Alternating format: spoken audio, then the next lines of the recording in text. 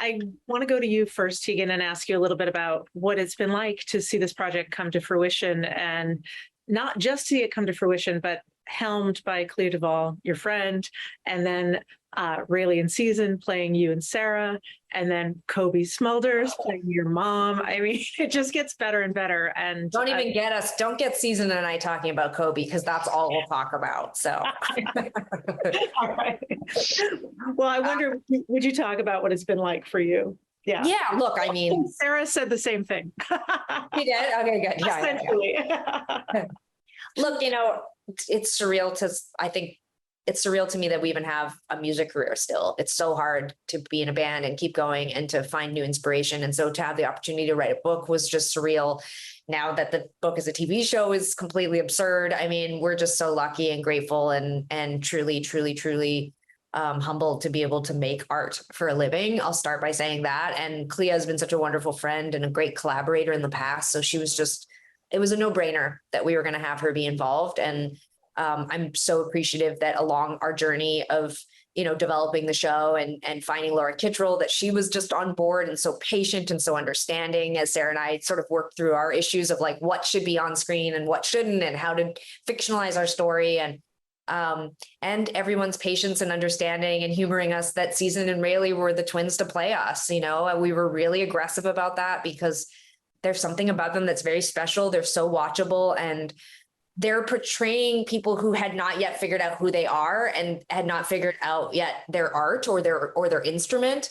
And so the fact that they weren't actors and musicians actually made them perfect to play us, because you can feel them finding themselves in the show. And they're so talented. I took them to the studio one weekend after another to record all the Tegan and Sara songs. And as soon as they started singing, the engineer Russell turned to me and was like, yeah, they're really good. And I'm like, yeah, they're better than us. So it's like, it's just amazing. It's surreal. I'm so happy to be a part of the show. I think it's such an important show, and I'm so grateful that it got made. And I'm just so proud of Seazynn and Rayleigh, and just so happy for Clea and Laura, because I think they've written a really beautiful show. Yeah. Agreed. Thank you. And Seazynn, with all of these new experiences that you've taken on to play Sara, I wonder if you would talk a little bit about what that's been like for you. To play Sara? Yeah, or to just be a part of this, to be acting for the first time, to be playing music. I see. To play someone who exists in the world. I mean, it's a lot of pressure, and you do it really well.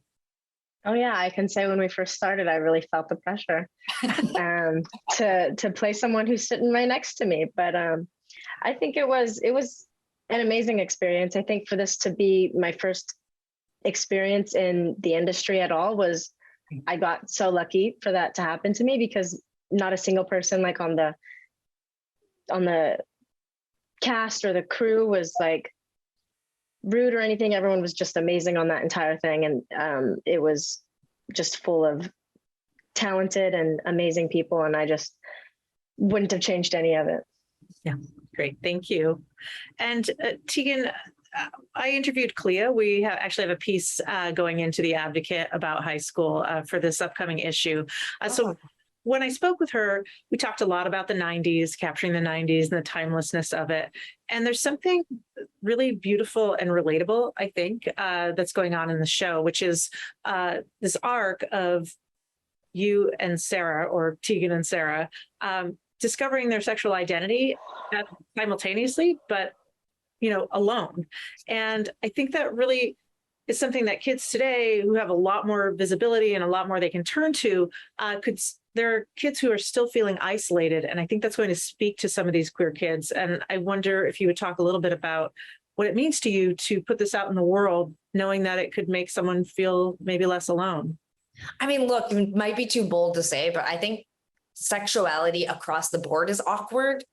I think being an adolescent and exploring your sexuality is very stressful, and it's a lot of pressure. And we've seen thousands of films and television shows that depict the awkwardness of this. And I just don't think we've had that many that have depicted the awkwardness of being a queer teen doing that, especially in this way, which is gritty and real. And it's not like overly sexualized, but it's also not neutered in this way that we often see in teen films about queer sexuality. So, I think when we were writing the book, we tried to keep that top of mind. When we went out and sold the book, that was what we said to publishers. Like, we are not going to dumb down our story or make it safe and PG for people. Like, we were experimenting and it was intense. And yeah, and I think like kids these days, I think it's so awesome to hear you say that, Tracy, because I don't think it's easier for kids now.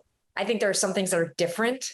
And I think there are some of the fear and maybe the stigmatization of being a queer or being trans is slightly less intense, maybe for some kids, but generally speaking, coming out, talking about sexuality is awkward. It's weird. It's uncomfortable. And I hope that, you know, when people watch the show, they can also see the good sides of it. I think Clea captured so beautifully with her direction, the longing and the like of just everything, like not even your girlfriends, just like your friends and what that's like. And I think Seazynn and Rayleigh both play that longing and that experimenting like in a way that's so classy and so beautiful. And like, even in the moments where it's like awkward, like it was so funny to be on set and have to, poor Seazynn, have to watch her like making out with Olivia, like not poor Seazynn because Olivia is very, very attractive and wonderful, but that's awkward as hell to have to do that in front of so many people. But I think it's like, it just all came together so beautifully in the show. And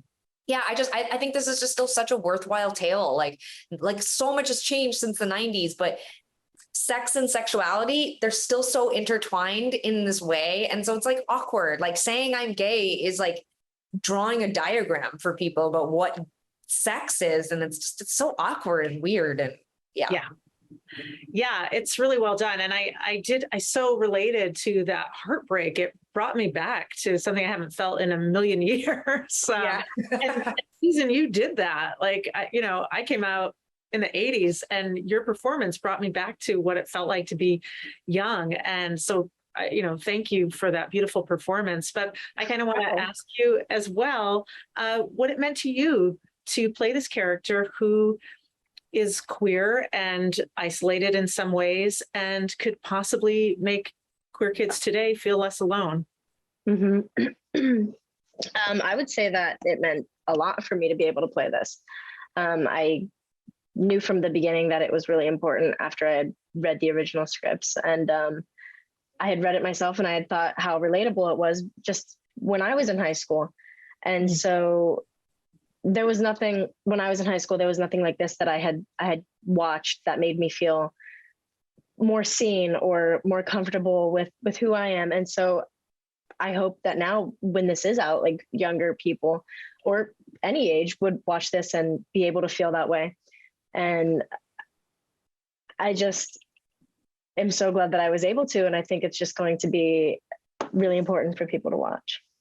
Yeah, absolutely. And I wanted to ask you as well about just kind of diving into the music a little bit, because this is an origin story in a bunch of ways. And one of that is with the music. So would you talk a little bit about learning about Tegan and Sara's music and then kind of diving into their earliest stuff there?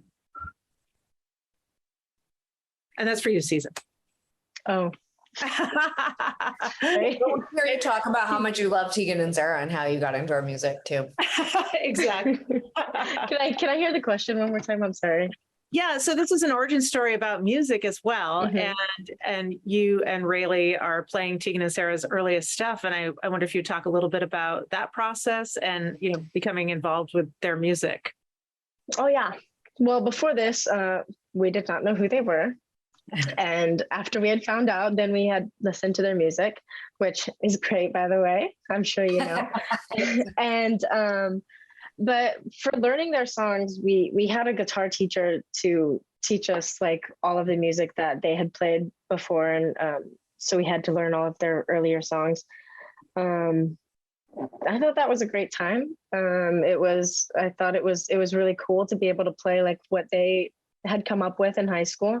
And we had actually worked together a few times, like in their trailer and back here in LA before we all went over. We were all playing the guitar over there. It was just a lot of fun.